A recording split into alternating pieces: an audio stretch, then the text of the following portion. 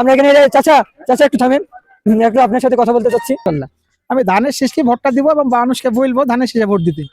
দৌলতপুরে কাকে যোগ্য হিসেবে মনে করছে ধানের? বিসমিল্লাহির রহমানির রহিম। কিং অফ কুষ্টিয়ার অফিসিয়াল পেজে সবাইকে স্বাগতম। আজকে চলে এসেছি আমরা কুষ্টিয়া জেলা দৌলতপুর উপজেলা দৌলতপুর 1 আসনে। আমরা এখানে সাধারণ মানুষের সাথে কথা বলবো এবং জানবো এখানকার ভোটাররা কোন দিকে সমর্থন বেশি। বোঝা যাচ্ছে এখানে ধানের শীষ এবং দাঁড়িপাল্লার মানুষ সবচেয়ে বেশি। তাই আমরা সাধারণ মানুষের সাথে কথা বলবো এবং জানবো তারা কোন দিকে ঝুঁকছে, কোন দিকে ভোট দিতে চাচ্ছে। সম্পূর্ণ ভিডিও দেখতে আমাদের সঙ্গেই থাকুন। আমরা এক চাচা দেখতে পাচ্ছি, চাচার সাথে কথা বলবো। চাচা, এবার দৌলতপুরে তো নির্বাচন হচ্ছে, 12 তারিখে নির্বাচন। এই নির্বাচনে আপনি কাকে যোগ্য হিসাবে মনে করছেন? ধানের শীষ না দাঁড়িপাল্লা? ধানের শীষ। ধানের শীষ, বাচ্চুমুল্লাহ। এই যে চাচার সাথে কথা বললাম, চাচা ধানের শীষ মনে হচ্ছে, তিনি ধানের শীষকে সাপোর্ট করছেন। ধন্যবাদ। আমরা আরো মানুষের সাথে কথা বলবো। এখানে চাচার সাথে দেখা হয়েছে, চাচাকে জিজ্ঞেস করবো, চাচা 12 তারিখে তো নির্বাচনে আপনি কাকে যোগ্য সৎ প্রার্থী হিসাবে মনে করছেন, ধানের শীষ না দাঁড়িপাল্লা?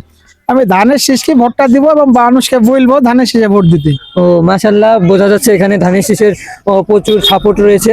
আমার পাশে আরো একজন চাচা আছে, চাচার সাথে 12 তারিখে এই যে আমাদের এখানে দুইজন প্রতিদ্বন্দ্বী ভালো হ্যাভিওয়েট প্রার্থী রয়েছে। একজন হচ্ছে বাচ্চুমুল্লাহ, আরেকজন হচ্ছে বাচ্চুমুল্লাহ ধানের শীষ, আরেকজন হচ্ছে দাঁড়িপাল্লা। আপনি কাকে ধানে ভোট দিবেন না দাঁড়িপাল্লায় ভোট দিবেন? আমরা ধানের শীষে ভোট দেবো। বাচ্চুমুল্লাহকে কেন ভোট দিবেন?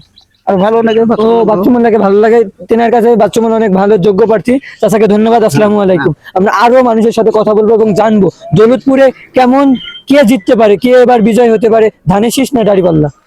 এখানে আমাদের এক আপু আছে, আপুর সাথে কথা বলবো। আপুকে জিজ্ঞেস করবো যে এবার কি 12 তারিখে তো আপু নির্বাচনে এবার কাকে, 4 দিন আছে, আর কাকে ভোট দিবেন, ধানের শীষ না দাঁড়িপাল্লা? ধানের শীষ। ও ধানের শীষ। এখানে বোঝা যাচ্ছে ধানের শীষের গণজোয়ার। এখানে আমরা আরো একটা চাষির সাথে বলবো। চাষি আসসালামু আলাইকুম। ওয়ালাইকুম সালাম। চাষি ভালো আছেন? হ্যাঁ, ভালো আছি। দৌলতপুরে কাকে যোগ্য হিসেবে মনে করছে, ধানের শীষ না দাঁড়িপাল্লা? ধানের শীষ। ও ধানের শীষের গণজোয়ার দেখা যাচ্ছে এখানে। আমরা এখানে চাচা একটু থামেন, একটু আপনার সাথে কথা বলতে চাচ্ছি। চাচা ভালো আছেন? ভালো, আলহামদুলিল্লাহ। হচ্ছে 12 তারিখে তো নির্বাচনে এখানে কাকে আপনি যোগ্য সৎ ব্যক্তি হিসাবে মনে করছেন এবং ভোট কাকে সাপোর্ট করছেন, ধানের শীষ না দাঁড়িপাল্লা? আমরা ধানের শীষই দিব। ও ধানের শীষ। আচ্ছা ধন্যবাদ। এখানে বোঝা যাচ্ছে যে ধানের শীষের গণজোয়ার।